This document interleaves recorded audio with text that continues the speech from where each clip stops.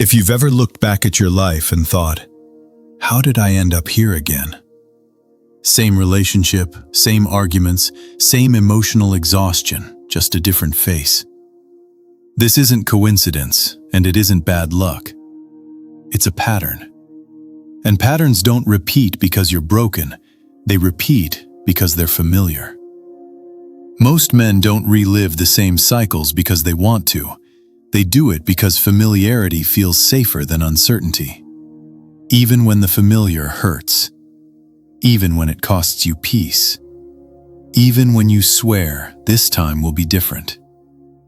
The truth is, your mind doesn't chase what's healthy.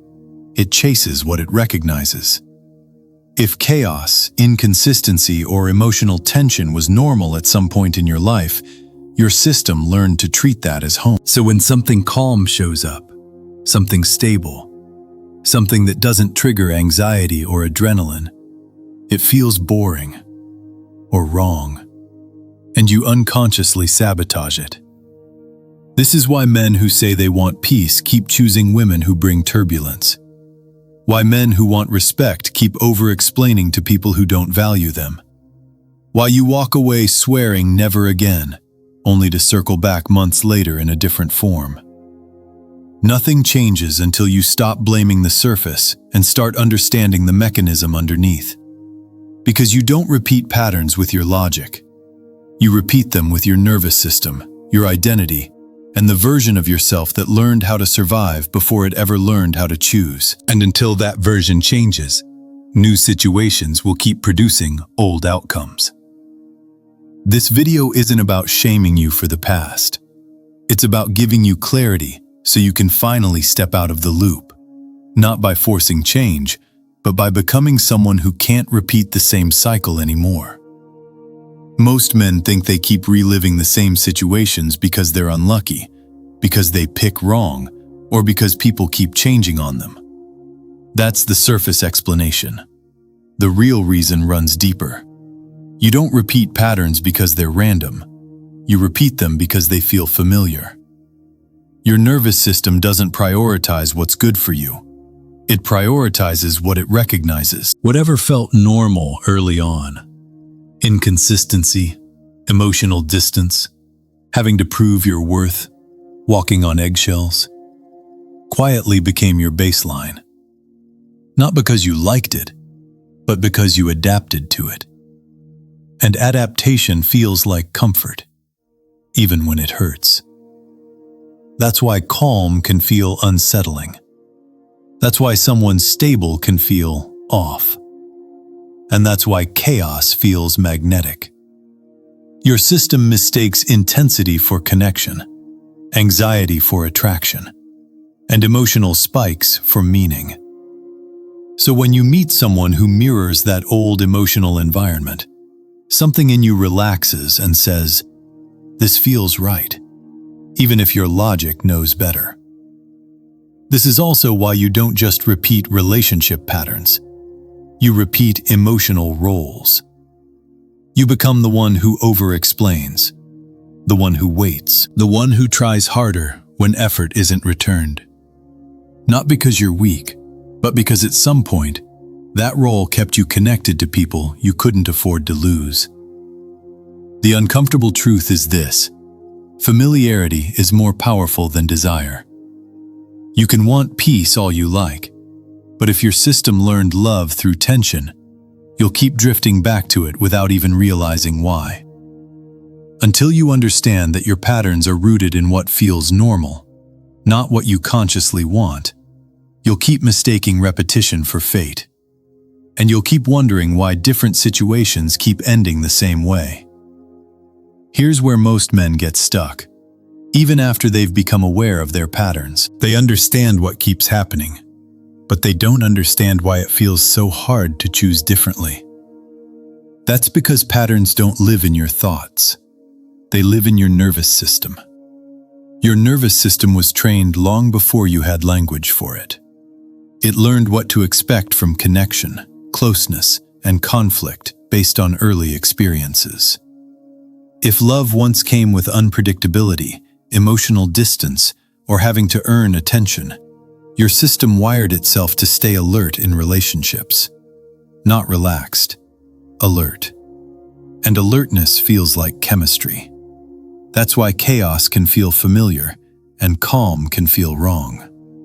When there's tension, mixed signals, or emotional push-pull, your body recognizes the environment and stays engaged. But when things are steady, clear, and consistent, there's nothing to scan for.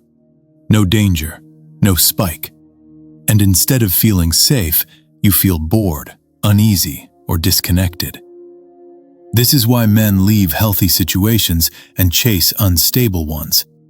Not because they want drama, but because their system hasn't learned how to settle. Peace feels unfamiliar, and unfamiliar feels unsafe. It's also why you stay longer than you should. Your nervous system interprets distance, coldness, or emotional withdrawal as something to fix, not something to walk away from. You don't just want the person, you want relief.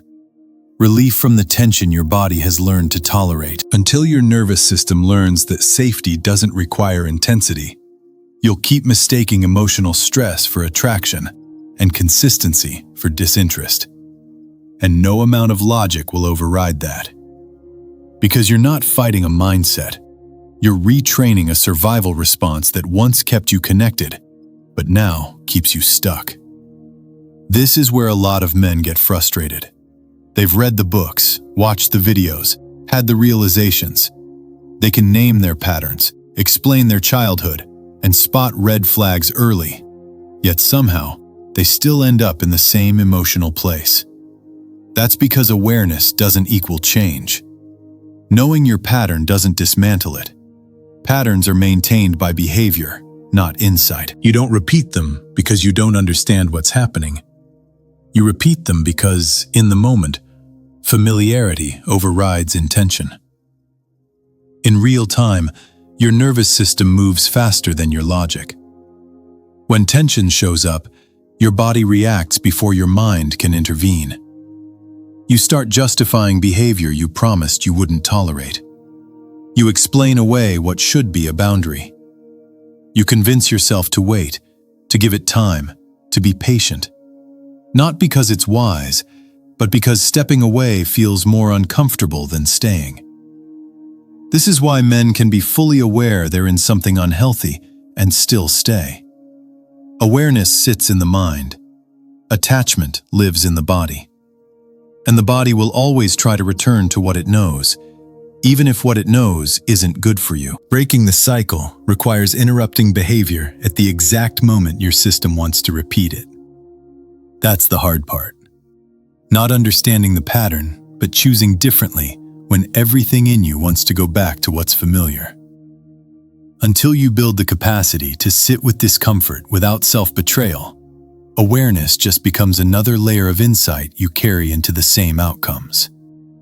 And the pattern survives, not because you're unaware, but because you haven't replaced it with a new way of responding yet. The real turning point doesn't come when you understand the pattern.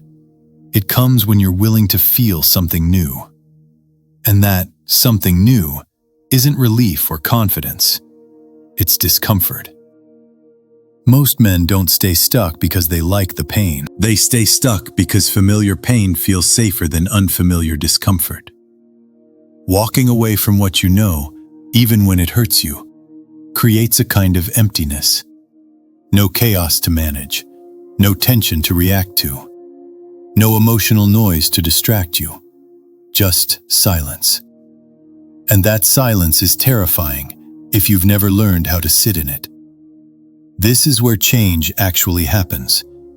Not when you feel ready, but when you're willing to tolerate the unease of doing something different. The urge to reach out, the urge to explain yourself, the urge to fix what's breaking you. When you don't act on those urges, you create a break in the loop. At first, choosing differently feels wrong. Your body resists it. You second-guess yourself. You feel like you're making a mistake. But that's not intuition. That's withdrawal from familiarity. It's your system recalibrating. Every time you choose discomfort over familiar pain, you weaken the old pattern. You teach your body that nothing bad happens when you don't chase, don't overextend, don't stay where you're not valued. Slowly, the urge loses its grip, and what once felt unbearable becomes neutral. This is how patterns die, not through force, but through repetition of better choices that your nervous system can finally learn to trust. The final step isn't avoiding the pattern. It's becoming someone who no longer fits it. Because if your identity stays the same, new situations will eventually produce the same outcomes. Patterns don't survive because of who you meet. They survive because of who you are when you meet them. Most men try to change behavior without changing identity. They promise stronger boundaries, better choices, more discipline. But underneath, they're still the same version of themselves that learned to earn love, tolerate instability, or stay quiet to keep peace. That version will always find its way back into familiar dynamics. Real change happens when your self-concept shifts, when you stop seeing yourself as someone who hopes for respect and start seeing yourself as someone who expects it. When you no longer measure your worth by how someone responds to you. When walking away stops feeling like loss and starts feeling like alignment. This identity isn't built overnight. It's built through consistent self-trust. Every time you honor a boundary. Every time you don't chase clarity from someone who's unclear. Every time you choose self-respect over emotional relief. Those moments stack, and eventually, your old patterns don't tempt you anymore. They simply don't fit. At that point, you don't have to fight the cycle. You've outgrown it. The relationships you attract change, the dynamics shift, and what once pulled you back now feels obviously wrong. That's how you stop reliving the same patterns, not by trying harder, but by becoming someone who can't repeat them. If you take anything from this, let it be this. Patterns don't end when circumstances change. They end when you do. You don't break cycles by finding the right person, the right timing, or the perfect explanation. You break them by building the capacity to choose yourself when it's uncomfortable, quiet, and unrewarded at first. Reliving the same patterns isn't a failure of intelligence or effort. It's a sign that an older version of you is still running the show, and the moment you stop trying to manage outcomes and start reshaping your responses, the loop loses its power. You won't feel fixed. You'll feel steadier, calmer, less reactive. And one day you'll notice something simple but important. The situations that used to trap you don't even get close anymore. If you're learning how to step out of old cycles and move differently this time, hit follow. This is where momentum replaces repetition.